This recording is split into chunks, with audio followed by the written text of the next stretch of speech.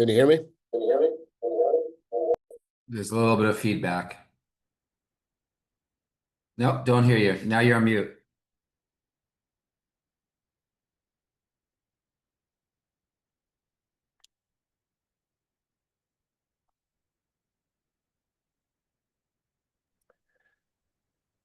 Let me take volume down.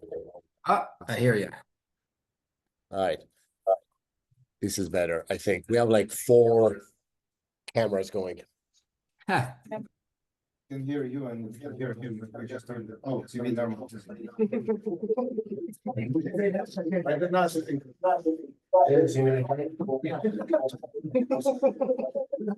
I had a Japanese. Shut up! There's a bunch of Russians here. Okay. No Russians, sorry. They get very offended.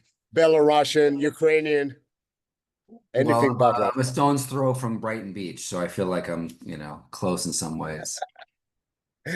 So, Don, the only person with a beard more impressive than mine these days. I'll take it. Thank you.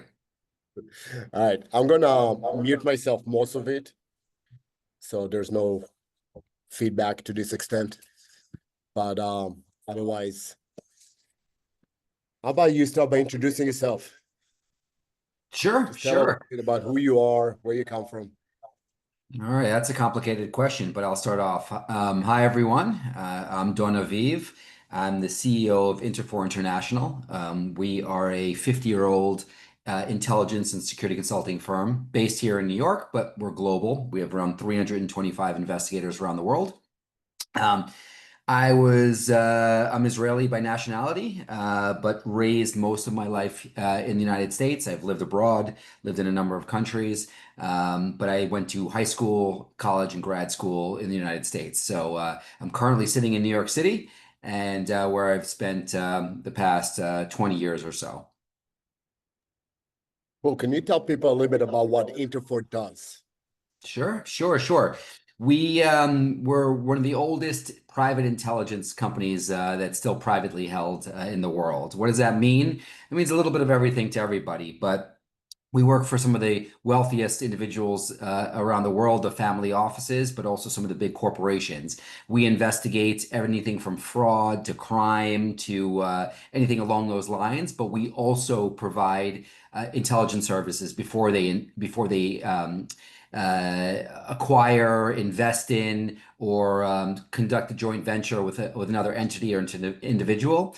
We conduct deep background checks on those individuals, but the majority of our services are also security related. So we do red teaming, physical security assessments, cyber security assessments, penetration tests. We are running around 4 or 5 security operations right now around the world where we have teams of close protection officers protecting executives or celebrities as they travel the world. And so when we do a lot of social media threat monitoring, we're constantly monitoring and ingesting social media from around the world looking for threats. I'm sure you guys are all familiar with the United Healthcare assassination that occurred here in New York City.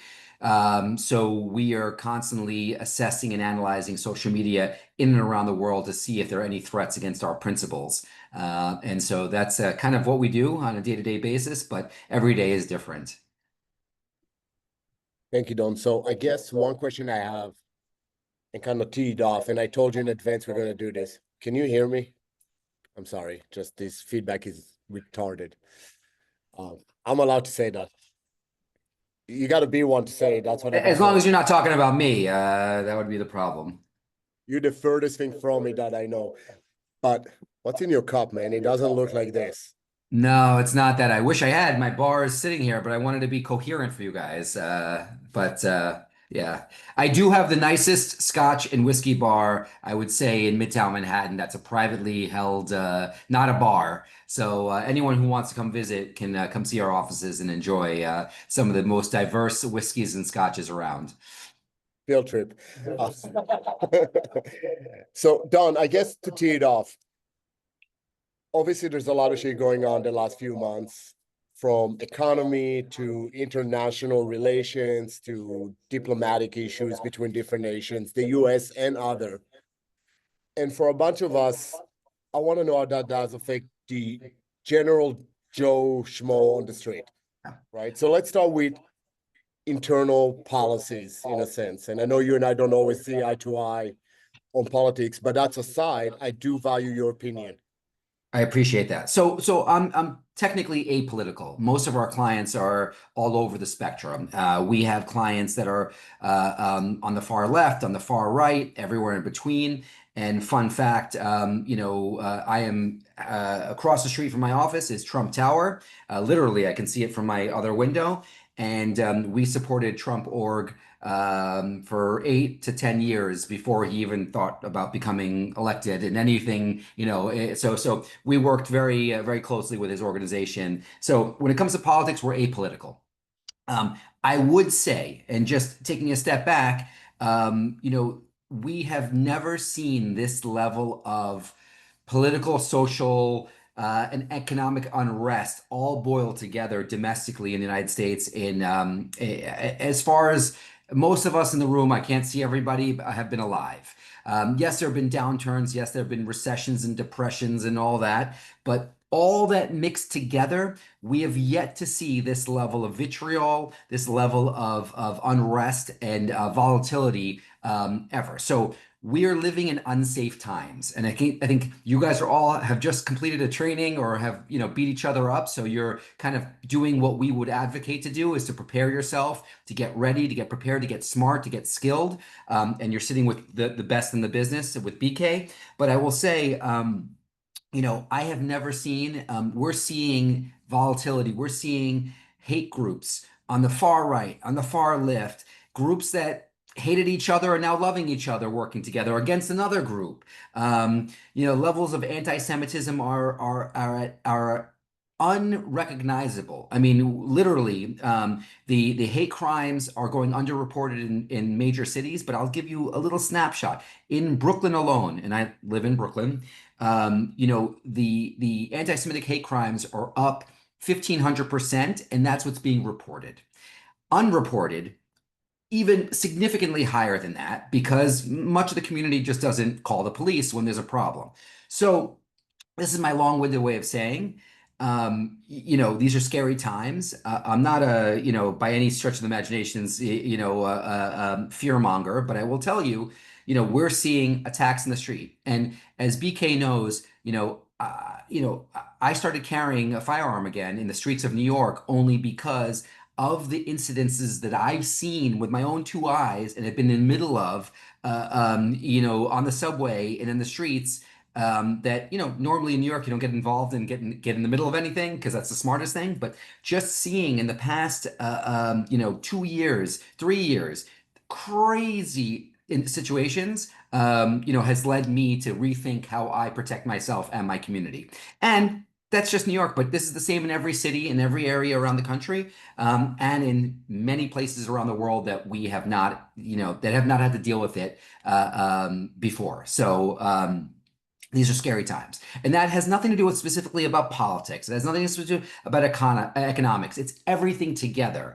Our economy is softening once again. You don't have to be an economist to see it. There are concerns about, access to resources and to funds, and people are losing their jobs. We haven't seen the unemployment numbers jump yet, but we're going to see them jump just because the sheer number of federal employees that have started to lose their jobs for a variety of reasons. So, these are crazy times, and we have to be reactive to that and responsive.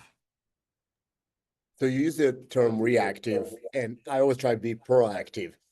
So again, for the general population, right? People not in your shoes or not the 1%er that you typically work with.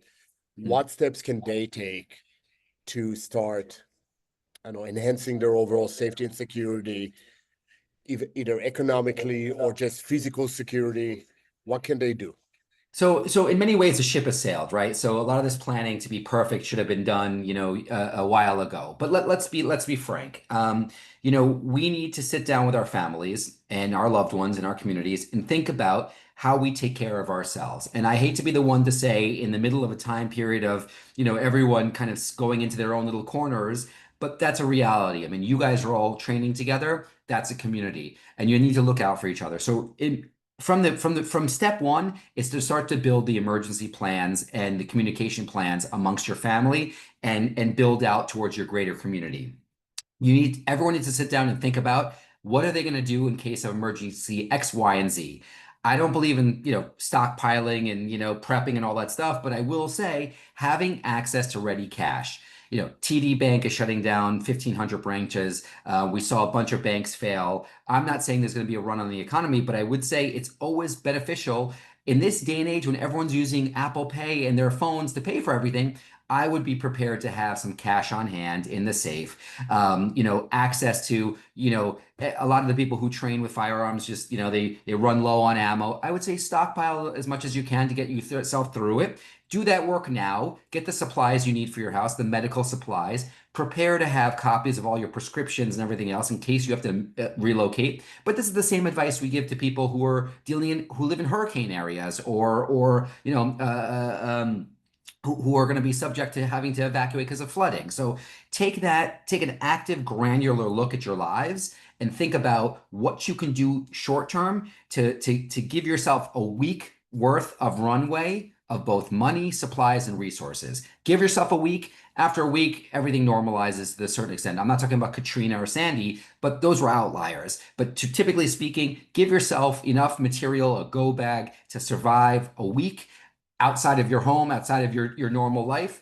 And then I also like to always keep my car fueled up. I may be an outlier, whereas my wife likes to drive everything down to the line. I believe in keeping fuel in the car, money in cash on hand, knowing how to reach my kids. My kids know how to reach me if comms go down. All those things may sound silly and stupid, but they could be applicable to every type of emergency that happens, from a weather to a civil unrest to an economic crash to just about anything. So we believe in really thinking about how to survive a week without your normal situation.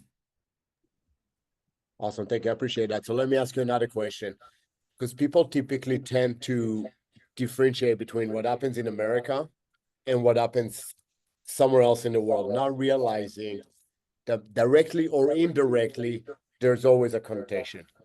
So, for example, stuff in the Ukraine or India, Pakistan, or the Middle East, does that even have any importance to people here? It absolutely does. We have never, in the history of the world, lived in as much of an interconnected, connected, and symbiotic world that we do today. So for those who don't care about Ukraine, you need to care about Ukraine. Because those that don't care about the Middle East, you need to care about the Middle East. Because this is what happens. If you don't care, at least become knowledgeable. Because what's happening now is the geopolitics are influencing everything around here. Russia is stirring the pot, not just in the Ukraine. I'm sorry for the Russians in the room. I apologize. But this is a fact. No Russians, you're good. There's Okay. Ukrainian. You can knock the Russians down as much as you want. Okay. All right. I was just, I often step on, my own toes in these conversations, but I will be, being honest, Putin is stirring the pot in Ukraine as it relates to Europe. He also has been stirring the pot in the Middle East. And for those that think, and this is just, this is just getting into the weeds here, but for those that think that talk about Israel and Gaza, that Hamas would have attacked Israel as they did on 10/7 without the stated approval or support of Russia via directly and indirectly through Iran, have no idea about how the world works. And so this is an example. For those who don't know, many of the leaders of Hamas were in Russia weeks, months, a couple of times before 10/7 actually occurred. All this is interrelated. What's happening now with the EU and how America is responding to the EU and NATO, all this stirs the pot. That's why China is popping off when it comes to Taiwan. That's why North Korea is getting, loud with South Korea. This is why, there are military exercises in the Pacific. This is why, there's things happening in Canada. This is why all this is interconnected. So at minimum, if you don't care, at least understand and read. And don't just read and listen to one type of media. Try to get as much of information as you can, because there's a lot of bullshit out there and there's no one answer. And those that study one thing may not study something else. So you try to get as much information as possible. But it's critical, unless you want to bury your head in the sand and pretend that nothing is, that your life is, your life, and you don't want the anxiety. I respect it. I get it. But it's all interrelated. And, now we're just traveling. We have travel issues. There's, what we're doing as a country here with immigration and CBP and ICE and all that stuff is having a reverberation for Americans traveling to other countries. Brazil is making it more difficult. Argentina is making it more difficult. Ecuador is making it more difficult. Even parts of the EU are making it more difficult for Americans. So all that is a reflection of this geopolitical game that we're all playing. Awesome. I appreciate that. So another question, and I'm going to circle back to this, but just because you mentioned about the media, is there a media outlet that you would recommend to get a more balanced opinion? Because obviously we know Fox is skewed to the right, CNN is skewed to the left, everybody's skewed one direction or the other. Is there, aside from listening to both of them and assuming that the truth is somewhere in the middle, is there anything that you would recommend? It's really hard. I would say, the mainstream medium, which is a term that the right coined, but even with that, I know it sounds bad, but sometimes the print media, if you juxtapose or you balance, the Foxes and the CNNs with the Wall Street Journal and the Washington Post and some print media, you balance it all together, you'll get a healthier look at the world. I would say the problem is not with the media. The problem is where we believe what we want to believe, and that is through social media. And so social media is probably the root cause of most of our issues, because we're believing the guy with a Twitter handle who has 7 followers who just said that, Putin is the best thing since sliced bread, and then all of a sudden people believe that. So what the echo chamber in social media is creating more falsehoods. And I use this example. If you guys remember QAnon, they're still around, but I'm not pointing fingers, but we had a part of this investigation. But you remember the Pizzagate situation? Do you guys remember how everyone was talking about how there's this like sex I'm sorry, it's late in the day for me. My English is going, but there's a pedophilia ring in DC. Some guy read it, believed it, armed up with his AR-15, came up and shot up the place. And it's like that is the kind of thing that we're scared that takes away from society and devalues our norms. And so I would say is there's no one answer. There's no one. I don't listen to just this. I try to listen to it and read as much as I can from all sides, because it's not just about politics. Sometimes whatever you want to say about the New York Times and the Washington Post and the Wall Street Journal, their foreign coverage and their foreign reporters tend to be very good and have knowledge of what's happening on the ground. So I care about that, really.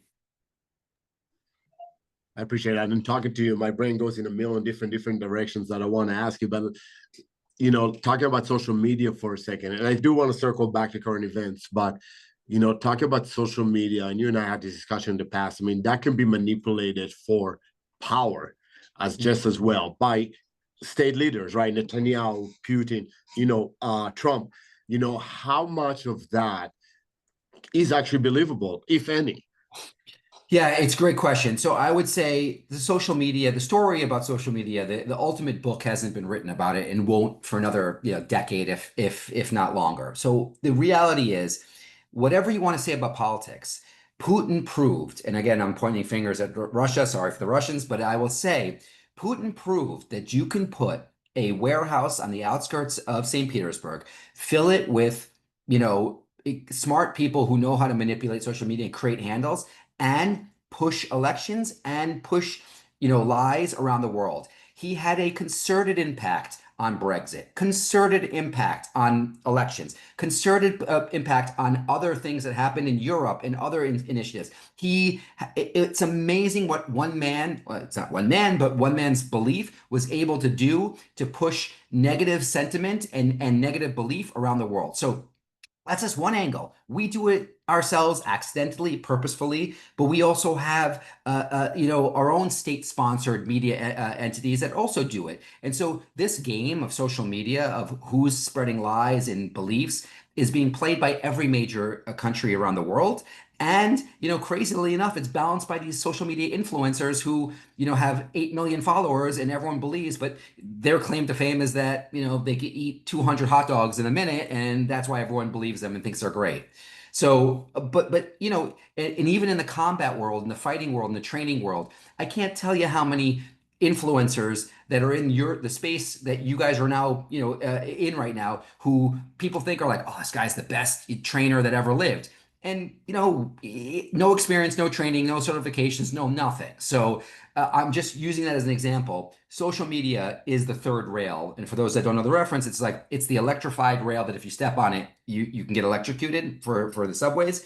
But it is dangerous. So take everything from social media with a grain of salt. And it's amazing how many people get their news, right? The current events from social media, right? That's their source of information. So let me circle back into a few other questions that I have. So before I get into domestic stuff, so we just had these power outages in Spain and I believe France, I can't remember, Portugal. Yeah, how is that something that we should be concerned about? Was that terrorism driven? Do we know the cause? Because I have not heard of a resolute Right. answer. We don't know the cause, but I will tell you one thing. For that breakdown to have occurred, there had to be a whole chain of things that happened that don't happen and have safeguards and fault lines. Our operating belief is that this was a state-sponsored attempt to show what someone can do and how they can do it. And it was a catastrophic failure and that things broke down. Now, here's the one thing that everyone in your room should listen to and just take in. Our infrastructure in the United States, our electrical grids, our water systems, all that is one of the worst maintained systems, that we have in this country. It is a travesty how poorly protected and how easily manipulated our systems are. They don't publicize all the red team results anymore. They don't publicize any of the verifications and the testing of water systems, electrical grids anymore because they know it's a pure embarrassment. And because you have state by state companies that have their own little conglomerates and they run these things, or in places like New York, you have competing companies, all this, and there is federal oversight, but not real federal oversight. So to the point where this could happen in the United States easily, where half of the computer systems that are running our grid are running, very old code, are not protected, and are running on old tech. So be prepared for something that happen either accidentally or purposefully. But the fact that it hasn't has just been more of I think the world knows, and those who have the skill to do it, that if they do that, our response will be very, very aggressive, to say the least. But what happened in Spain and Portugal, I do not believe to be an accident. I believe that this was a FU from another country. I have my beliefs as to what that country was, but I see that you're recording this, so I will not go on the record. I'm You're the most diplomatic person ever. But just to remind everybody, I mean, we had the power outage in New York for 3 days a few years back, right? And I don't think to this day anybody came up with this is why it happened, right? And again, there's a lot of speculations out there. Right. New York was a little bit of a different story. New York was a shit show. It's like I care less about why it happened and more why it took 3 days to get back on. And it was longer than 3 days in some neighborhoods because but again, that was a snapshot of New York, and New Yorkers were on their best behavior. And you've never seen the community come together like that. Like we see it during Sandy and some of the big storms and some of the things, but that was an incredible time to be in New York because traffic accidents plummeted because everyone was being careful at intersections because there were no traffic lights. Everyone was being courteous and supportive. Not everybody, but it was, a city of 11 million. Everyone did their best to take care of their neighbors. But I would say if that lasted another 3 days or even another 3 days, you would have seen a breakdown of mayhem, and I'm glad that it only lasted a short period. But that's just an example. The biggest city in the country went down for a long time. And no one in the city has generators aside from like the hospitals, etc. Even the police departments were dark. So that just goes to show you what can happen in a major metropolis like us. And those community counties that don't have any of the support will be left out to dry in these situations. I don't know if you see a hand going up in the back there, but we have a generator guy in the room that every time we say that, he's like, right here, I got you. Well, that's good. That's good. So let's bring it back to domestic sites since we're talking New York or whatever. So one of my biggest concern always is terrorism, obviously, based on my background and some of the intel I see from the law enforcement side of agencies I'm involved with, I work with, or court training. I see documentation, for example, that says one estimate is that there's actually more Hezbollah in the United States than there is in South Lebanon now, right? And we have some of the intel to suggest that they're just here, they're biding time. What's your opinion on the terrorism in general, in America in particular, and are we in danger? Right. So the quick answer is yes. I think we are. The fact that something hasn't happened now is there's no exact rationale as to why. There are, the reports that you see, I've seen half of my board or former senior leadership of federal law enforcement agencies. I will tell you, next month we're doing a briefing with the former head of the Secret Service on these things. Yesterday, we did a briefing on, on certain regions with the former head of the Counterterrorism Center with the CIA. I'll tell you, there are an obscene number of operatives here who've been living here for years, who are here, or who can become, weaponized on a moment's notice for a variety of reasons. The fact that it hasn't happened is a number of reasons, I think. Law enforcement's good, has been doing a great job. Our intel, since 9/11, our intel teams and groups have been working very well together, but it's only a matter of time before something happens. They stopped 2 major attacks in London recently that would have been catastrophic. There's nothing that the type of attacks, whether it's a ramming attack, a knifing attack, a small explosive, could have done untold damage. In Paris, they stopped an attack. In Germany, they stopped an attack. If you look at these, aren't even registering here in the United States. No one even talks about it. Whereas in the past, we used to discuss these things. It's only a matter of time. Where, when, and how, no one knows. But the further we push,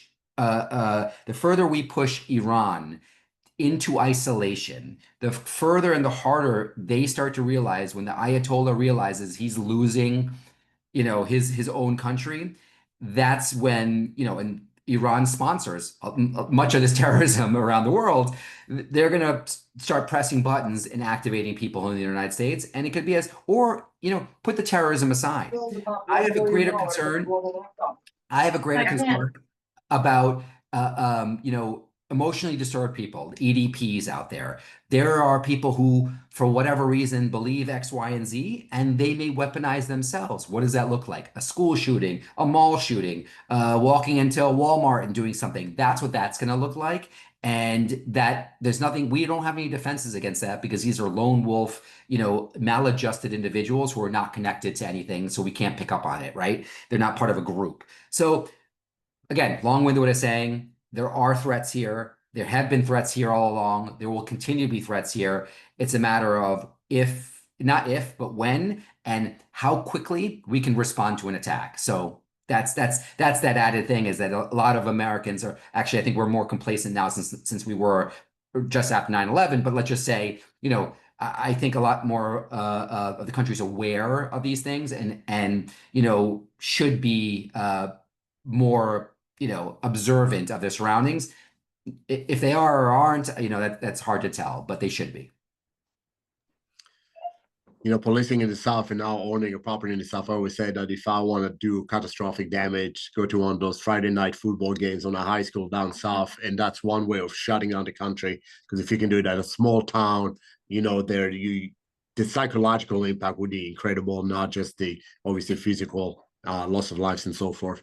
And Yeah, people but on don't the flip think about side, the walking psychological. to a Texas stadium, a high school stadium, and half of the attendees are armed, that also, whether they're supposed to be in the stadium or not, I think, someone coming in as a jihadi will look, first of all, won't blend in. And second of all, probably won't, that firefight will end fairly quickly. Not saying there won't be loss of life, but, walk down the streets of New York, and literally, everyone's wearing a keffiyeh these days. So I see keffiyehs, in the past, if you saw a keffiyeh after 9/11, you're like, oh shit, we got a problem here. Now it's part of the NYU t-shirts that are wearing. So yeah, not to get political.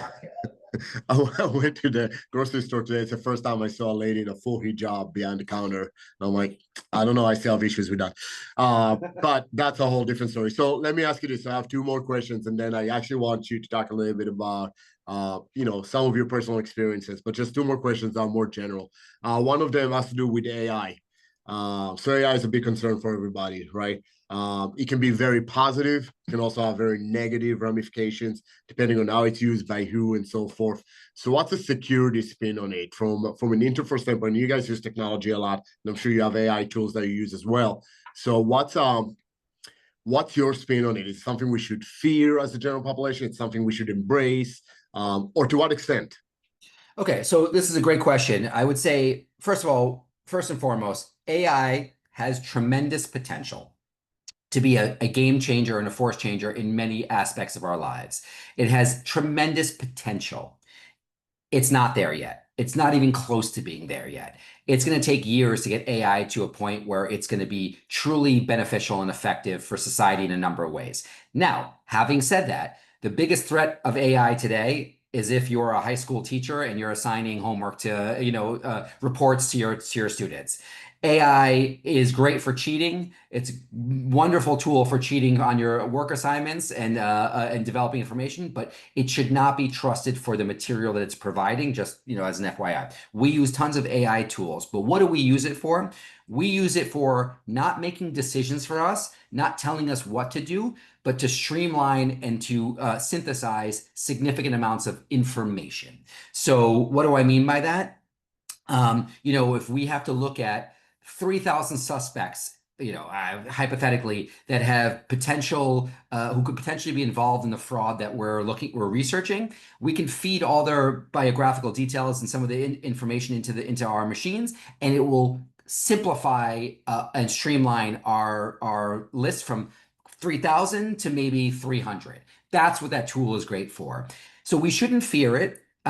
We need to understand it. But even if anyone who has an iPhone can use ChatGPT and play with it and see what it does. So you should become familiar with AI, but most of the AI advances will be used without your knowledge.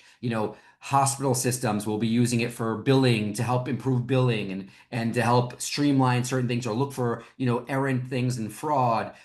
It'll be used in manufacturing and streamlining. It's going to be used in a lot of things to simplify decision trees, but it's not going to replace anything. And it's not yet. And it's not nothing to fear. We're not going to have a robot walking around killing us. But not yet. So in time, we may have AI issues, but right now the biggest issue of AI is that it gives us false information or false sense of security when it comes to what it can do. It's kind of like you looking forward to us kind of taking over, and I'm raising the next Sarah Connor, for God's sake. So you bursting my bubble here. All right, It'll get one there. last question in terms of general security, and then I actually want to circle back to some stuff that you do, if you don't mind. Profiling or behavioral analysis, right? It's a tool that obviously the Israel security services use a lot. It's a term that took on a negative connotation in America to a large extent. Yet I think everybody does it, whether knowingly or not knowingly. How much is that playing like a fact of life for people in terms of general security? Like, should we profile? Should we not profile? How do biases play in and so forth? Yeah. So it's not a matter of if we should or we shouldn't, because everyone does. To say that you don't profile is you're either lying to yourself or you're lying to whomever. So there's two things. There's the legal aspects and there's the practical aspects. Practically speaking, profiling, if done well, and if you have a good sense and knowledge and skill set to profile, then it could be a game changer in the security world, in the services world, in the protection world, because you should trust your gut and trust your experiences and trust your training. If you have bad training and you've had bad experiences, then you shouldn't trust this mindset. You can't really teach profiling. And so profiling is an innate skill, that this is why it can't be used for law enforcement purposes or the security services technically and legally, because my experiences being raised in the streets of New York, and having been a cop upstate and are vastly different than BK's having, been born in one country, raised in Israel, and has gone to the Israeli military. We come at this, we're here in the same place, but we come at it with different experiences, knowledge, and training. Now, I'd like to think we could both see what a threat is and acknowledge a threat. Whether one does it quicker or slower is anyone's bet. However, having said that, we also don't know how we would analyze a threat to be. The thresholds are different. What I'm scared about may be different than what BK's scared about. BK's not scared about anything, so nothing is a threat to him. But I am scared of my own shadow, so obviously I see anything as a threat. So the reality is, profiling as a investigative security tool, personal protection, community protection tool is invaluable, but it shouldn't really be called profiling. It's just following your gut and sense. Now, if you're a cop or you're in law enforcement, the idea of profiling is just nonsensical, because there are demographic realities of statistics and, criminal records, et cetera, but you don't have the brain power to analyze and assess based upon that. So you shouldn't be saying profiling, you shouldn't be using profile, you should follow your gut as well. And obviously, if you're a cop, probable cause is the one barrier to entry on everything. So I don't know if I led you astray there, but that's basically, the way I see it. And I don't disagree. I do think it is very, when I teach it behavioral analysis on a very basic level, I always tell people there's a standard, and everything off that standard should raise a red flag. Now, how you pursue the red flag doesn't mean necessarily they're a threat, just means that you should probably ask a few more questions to either refute or verify, confirm your suspicion. Right, but we're talking about two different things here. Profiling and behavioral analysis are two different things in many ways. Now, you can teach behavioral analysis very well, because that behavioral analysis is really a study of what doesn't make sense in this situation, and how do I deal with it. So, for example, the stupid examples of it's 110 degrees outside and a guy's walking in with a large coat, a heavy backpack, and he's nervous as all hell, or he's not. He still has a backpack, but he's overly sweating in a cold weather. That's behavioral analysis, and that's a review of what stimuli and influences you're analyzing as the person that you're dealing with somebody, and what doesn't make sense. And so that's a little bit different than a profiling. A profiling would say he's a Muslim American, therefore the backpack that he has on his back is, definitely a bomb, something along that. Or I see someone who's brown skinned and think they can't be legally an American citizen. That's profiling. And so you have to combine the behavioral analysis and behavioral, there's all these terms that people use these days, should be incorporated into a whole model. But that can be taught, and one can. So essentially, it's the existence of biases that changes it from an analysis situation to a profiling, right? Okay. So let me ask you this. I'm gonna circle back a little bit to what Interfor does, and I also, just because I know you and you, my friend, I feel like people here would appreciate hearing a little bit about your family's history as well. But before we get into that, you said you do a lot of cyber analysis type stuff. Coincidentally, I've been on the receiving end of some bot that's attacking my email for the past week, and finally You got them. Oh, I've been sending them all day. I mean, it's you finally. I'll buy your Bitcoin. I will buy your Bitcoin. Yeah. that aside, I have another actually personal training client that came today that said he just had $12,000 stolen from his bank account. That episode. I mean, apparently the bigger agencies, FBI, cyber, and local jurisdictions won't even touch it because there's just so much of it, right? So I know it's something that you guys deal with a lot. Yeah. what are some basic steps that people can do just to protect themselves from that? So if you're not technologically savvy, avoid cryptocurrencies. And I say that because if I had $1 for every person that's come to us that has lost 1,000, 2,000, 10,000, 100,000, even 1 million in Bitcoin. I have a guy who we're dealing with this case right now. It's like multiple millions worth of Bitcoin. If you don't understand the process, if you don't understand how Bitcoin operates and crypto operates, how to protect it, how to secure it, how wallets work, how to transit, if you don't understand all that stuff, then don't do it.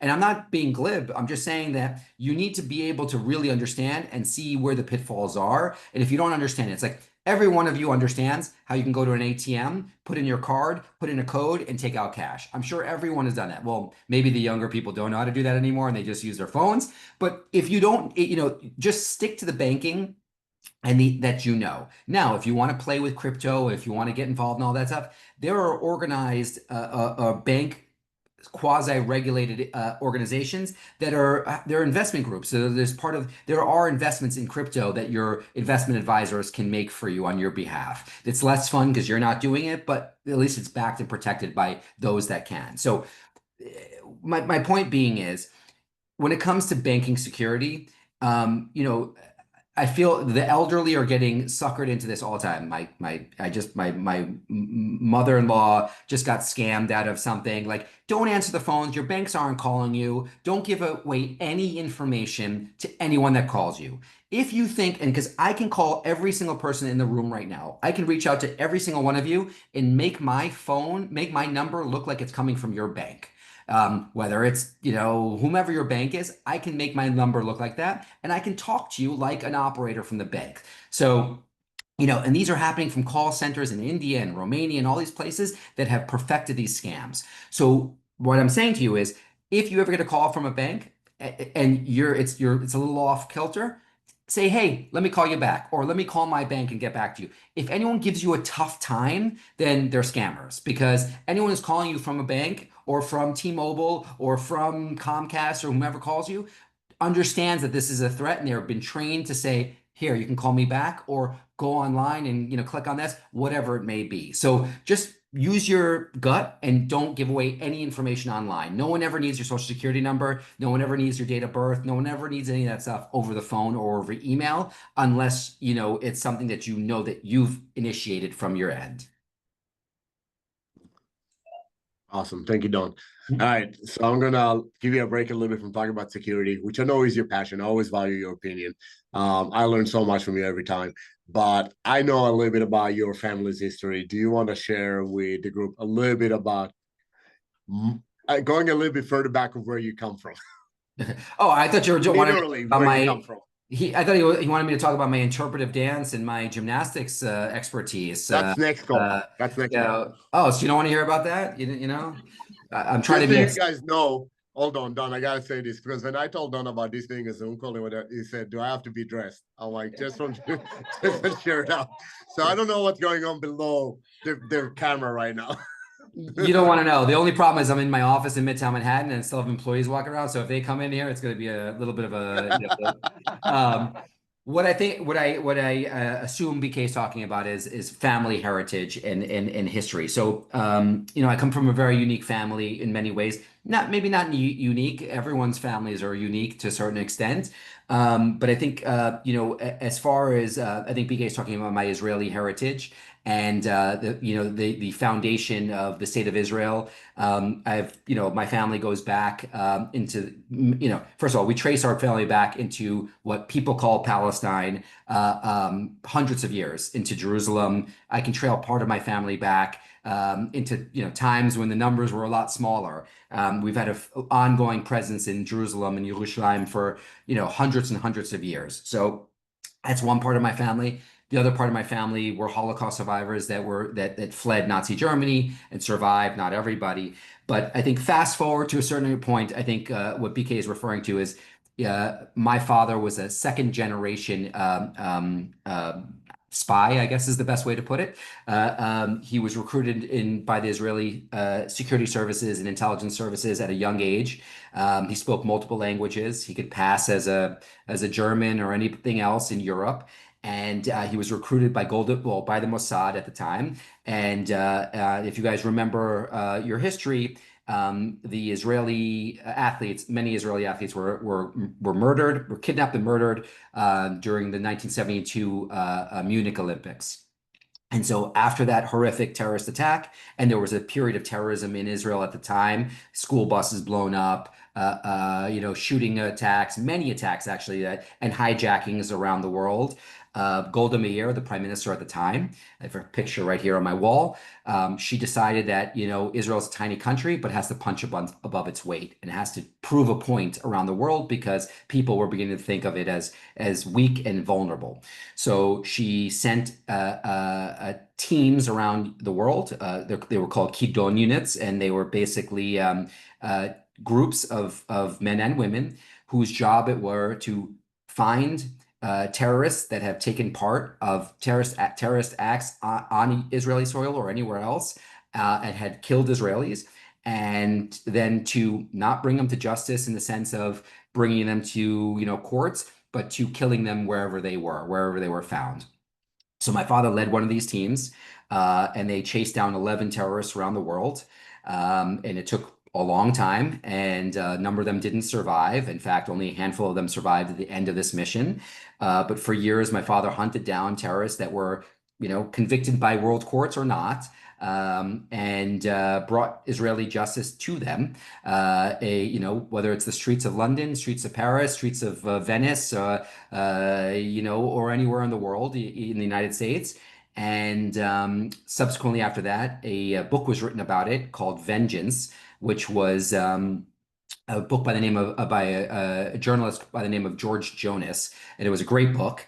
That book was made into an HBO special called Sword of Gideon, and then years later, Steven Spielberg made a movie called Munich based on this period. Now, the movie Munich is my dad had nothing to do with, so it was not a direct, it was an amalgamation of many stories brought in by, it was Ehud Barak's story. It was there were a bunch of different stories in it, but the underlying concept of Israel, going out in the world and finding the people that killed its children and bringing justice to it was accurate. Although, to be in full disclosure, much of the story was modified to make some sort of moral equivalency and concern, which didn't, that the soldiers and the units weren't struggling over those things at the time. So that's the backstory. Fast forward all these years, my father came to the United States, and after he went through two wars too. He fought, I don't know if you know this, BK, and every time I look up, your name is Allison here, but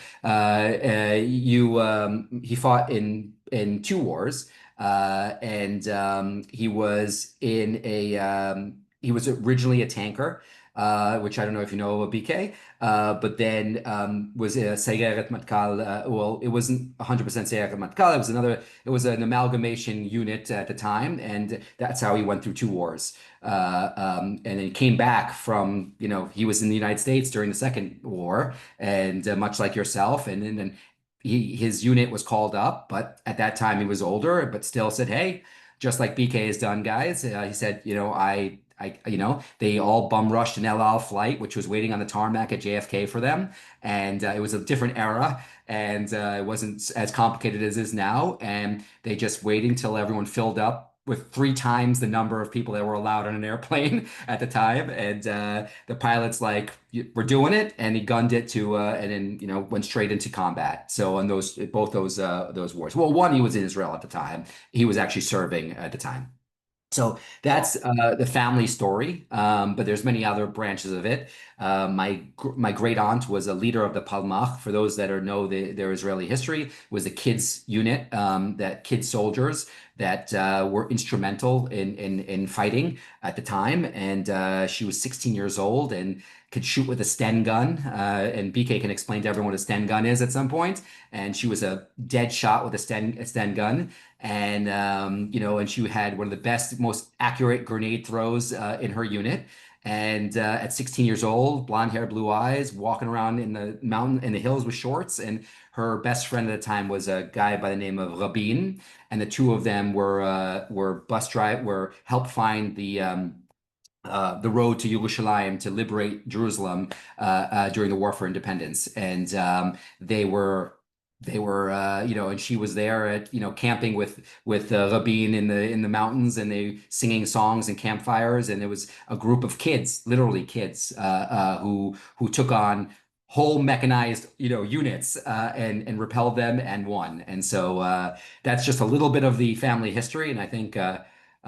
But if you were asking about my gymnastic skills, I think that's what, yeah, I can always switch gears, BK.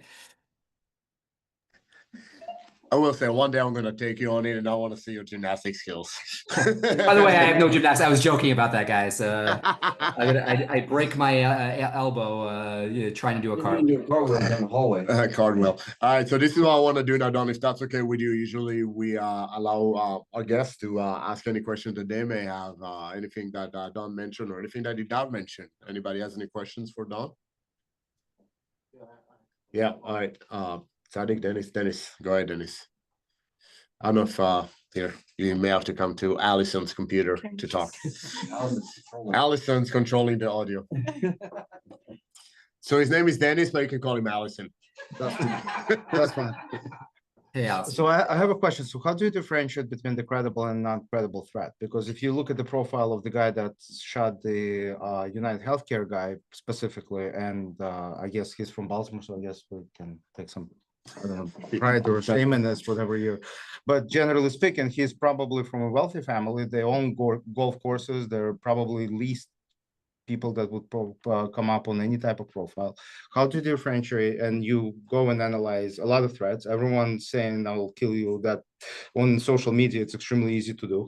So the number of threats as you refer to is significant. So how do you really differentiate between credible and not credible threats? As you can tell, he's one of my non-Russians. Yes. So I will say this. I will say that is the $1,000,000 question, and that's what keeps my company employed.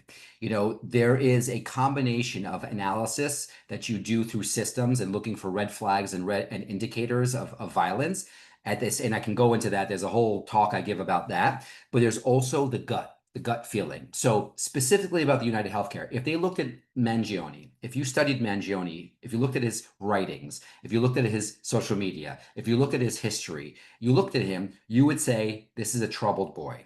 This is a troubled man, I should say. This is a troubled man.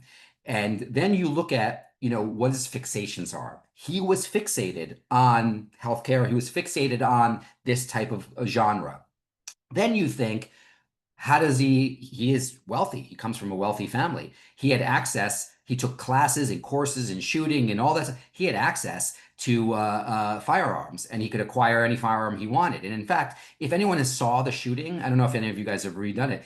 It's actually pretty good. Like, I don't know if any of you have ever shot anyone, a human being, not an animal. It takes a lot, right? It's not, and to sneak up on someone in broad daylight, in public domain, smoothly, draw, aim, fire multiple rounds. That's not an easy thing, no matter how many, John Wick movies you've seen. So what I'll say is, as far as indicators, there were a lot there about Mangione, a lot. Now, there's no 100%. There's no simple tool or test that you can give any of these situations and say, BK is going to be a killer. But the preponderance of the evidence has to add up, and it has to be analyzed conclusively and entirely. And his family should have blown the whistle. There were many red flags that his family should have done. But again, wealthy families or any families are not, who amongst you are going to be the first person to say, I'm calling the police because my son's a little crazy.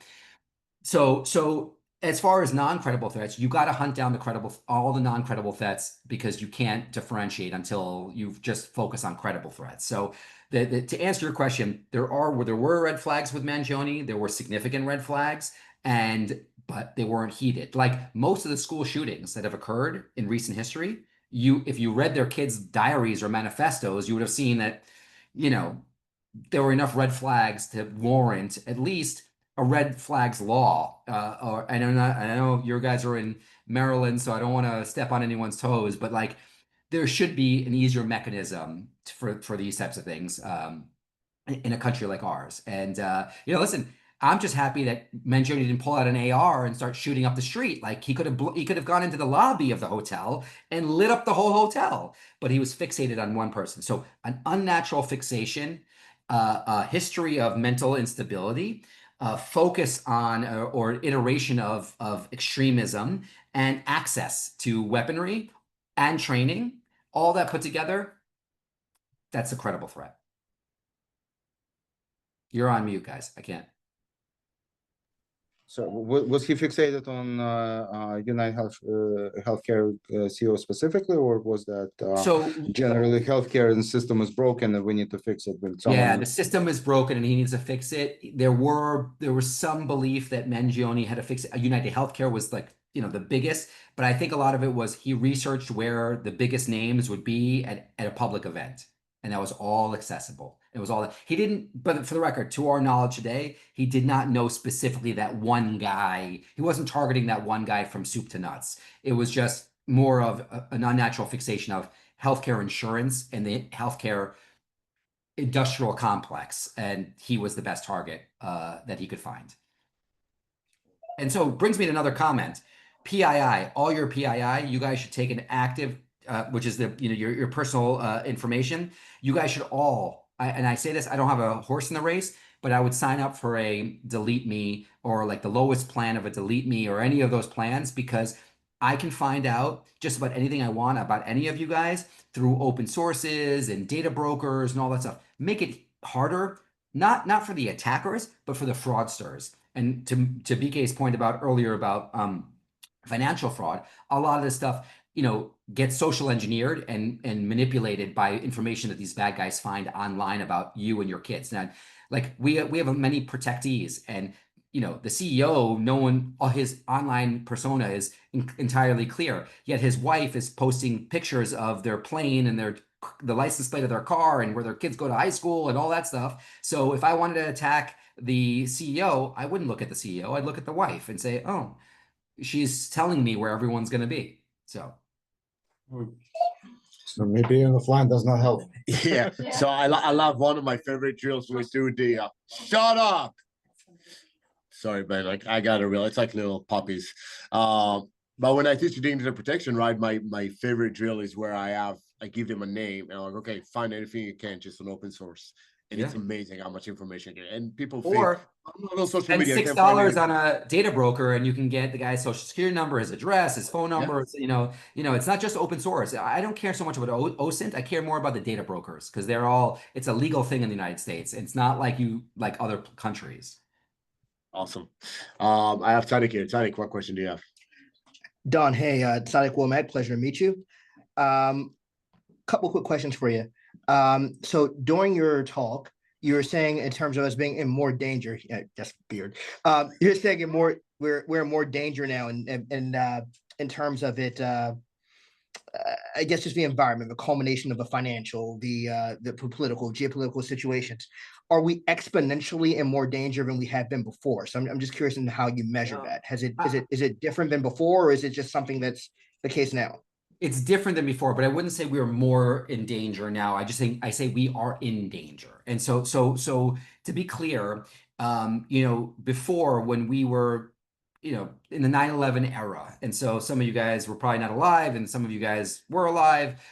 So during this era, we could articulate there was a specific group of individuals around the world that wanted to kill Americans or anyone in the West. They could articulate it. We knew about it. They were telegraphing it. There were bombings in Africa. There were bombings in Europe. There were bombings all over. We knew this was coming. So the height of the terrorism, the international terrorism kind of environment was this 60s, 70s, and some into the 80s. And then 9/11 was the big show, right? So, and only the big show for us because it happened on our soil. And it was an extravagant nature. So I would say, and then past that, all of our wars in Afghanistan and Iraq didn't help that scenario, but that was that. I'm not saying we're more in danger of international terrorism. I'm more concerned about the breakdown of society and our ability to respond to just about any extreme situation. So whether it be a splinter group in the United States, that it's not foreignly driven, but or sponsored, but it could be just a bunch of malcontents, excuse me, living in who knows where, who just decide I want my own sovereign, state, and getting violent. We've seen, sprouts of that over the years in this country, but also international terrorists. These borders are, I'm not talking about the southern border. It's not a political statement, because most of the terrorists that we are concerned about as a country, like, we're talking about the internationally sponsored and supported terrorists, took flights in. They didn't cross the southern border. They didn't cross the northern border. They took Delta to get here. Okay. So that's, and they took Delta years ago under different names, and they're just sitting here, living here their lives. That's what I'm concerned about. There's a lot of these different pockets of concern, and because of our own internal strife and our own political and the financial strife that we're dealing with as a society, our focus is all over the place. And a lot of these layoffs that are happening, terminations, are, yes, there's a lot of good that's happening, but we're also cutting into some of the intel groups, and that's not going reported. Like, we're losing, like, the retirements for enforced retirements from the CIA, from the NSC, from the NSA, from all these groups. That those numbers are actually scarily up, and people just taking a knee and saying, I'm done, I'm retiring. So we're losing institutional knowledge and skill. That's scaring me in the years to come. I will agree about the internal, I guess, instability fueling outside attempts, right? So, for example, using October 7th as an example, a lot of it is because Israel internally was having its own issues, and the Hamas saw an opportunity, and granted, it was planned for years in advance, but they were waiting for that opportunity. And I'll be probably the first Israeli that will tell you, say this on the record, and I know you're recording, I will say this. That attack was telegraphed, fairly well in many ways. There were many reports about it about to happen, and happening, and the extent that it happened. But the fact that that wasn't stopped was the single greatest failure of Israeli intelligence in the history of the country. And I would say, but it's less on the intel side. It's more on the political infrastructure side. And I will be the first to say that my belief, backed by many people in the know, will say that the Netanyahu government suspected an attack was going to happen, like they suspect every other day, because attacks do happen, didn't realize the extent. And because most of the protective infrastructure and the boots on the ground were relocated for political reasons to the West Bank and to other areas, and to deal with these massive marches that were happening, we're not focusing on the right place at the right time. Yeah, I agree with you 100% on that. Yeah, but it should have been stopped. So, second question, when you were talking with Dennis a second ago, you were referring to just kind of the looking at Mangioni's background and kind of his social media, so on and so forth. And you talked about AI previously, and you referenced like GPT, which is really generative AI.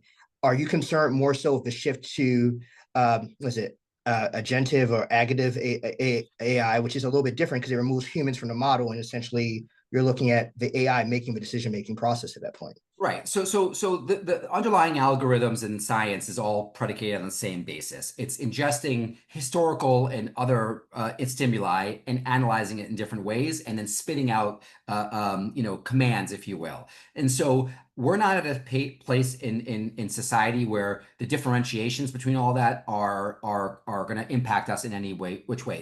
It's ChatGPT and all of those are those, I'm going to call them modules, are accessible to us, and that's why we talk about them. But it's being used across the board. So to use the example, when you fly into this country, every time anyone boards a flight, the manifests are shared by the airlines, and systems analyze and review every single person that's coming into this country via plane, train, or automobile, not automobile, sorry, or some sort of commercial transportation. That's being analyzed initially by AI systems, because we just don't need the manpower to look at every person and say, oh, who is BK? Oh, he took an El Al flight. Systems are doing that. So there are pros and cons. They're just not as good as we need them to be yet. None of these AI systems are. And so our over-reliance could lead us to trouble. And then that's where the problem is. And so the differentiation between generative AI and other types of AI, we're not at a point where that really impacts us as humans just yet. You know, in time it may. We're not there yet. And I guess thank you. And I guess last question here, just in terms of when you're looking at your daily briefing, what sources are you looking at that maybe could be available to us that we can take a look at?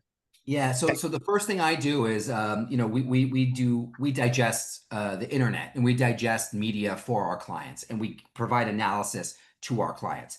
And so when it's international, for example, when we're looking at international matters, we're looking at local language media, various types of local language media. Now, for the Russians in the room, as you know, Russia strongly controls its media. So, you know, anything written in or spoken by anyone in Russia is controlled by the state. So we look at Russian language media, but from domestic and also outside of Russia, which would be opposition media. And now, so it's not necessarily who has the most, you know, the biggest facts. It's the analysis. We look at it from the angles of who is talking about a topic. So if you say, let's all discuss BK's haircut, you know, I want to know what his wife says, what his kids say, and what you guys say. And it's the differentiation between all of you that informs the information that we believe, analyze, and regurgitate. And so if that makes any sense, you're looking at not the source of the news, but how it juxtaposes other news and where that news comes from. And you kind of, you put yourself in the middle and you do a 360 look at all the news around you and understand the differences. And you know, it's interesting that if one person says something happens, like I'll use Pakistan and Afghanistan right now, perfect example. You know, after this back and forth, right?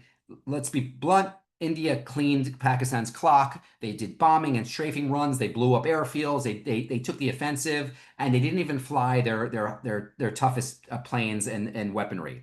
But they had no opposition, and they used drones. They used a lot of American and Israeli technology to perpetuate these attacks. If you were just to read Pakistani media, you would say that it was a complete failure of attacks, and all they did was kill a little old lady who was walking a goat. Like, that's the news you would have heard if you listened to local media of any kind. So for us, but at the same time, you don't want to read just Indian media, because they would have said this was the best, most smartest attack of all times, and it was ingenious. So you have to look at opposition media in both those countries and outside of those countries, and analysis done by any media source out there. But with the concept of anything on Twitter or anything in Truth Social or anything on Blue Sky is diminished, you give less of a rank of importance to that, no matter who's saying it in that medium. So hope that makes sense. Awesome, Don. I appreciate it. It is 8 o'clock. It's been 1 hour. I don't want to keep you much longer. We'll keep this to about an hour, and I know you're busy. I am going to say the next time you are in Maryland, you got to sign our wall. This is where our speaker signed. Jeremy Horowitz is on it. So you're going to have to go and sign the wall. Yep. Sorry, man. You're not here.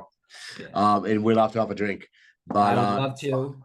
My pleasure, and I'd love to you know, roll around on the mats with you guys. You know, and you know, you guys are, by the way, you guys are all in great hands. So that's the one thing I always say. So I'm jealous of you guys right now, and I hope someone got in a good hit on BK. They want to come take your scotch fun. Yeah. All right. Or we could do it my way, and everyone comes here and has some great whiskey. I've got some great stuff. Don, thank you so much for your time. Always a pleasure. Love you, brother, and have a great night. And I'll talk to you soon. Cheers, everyone. Bye. Yeah.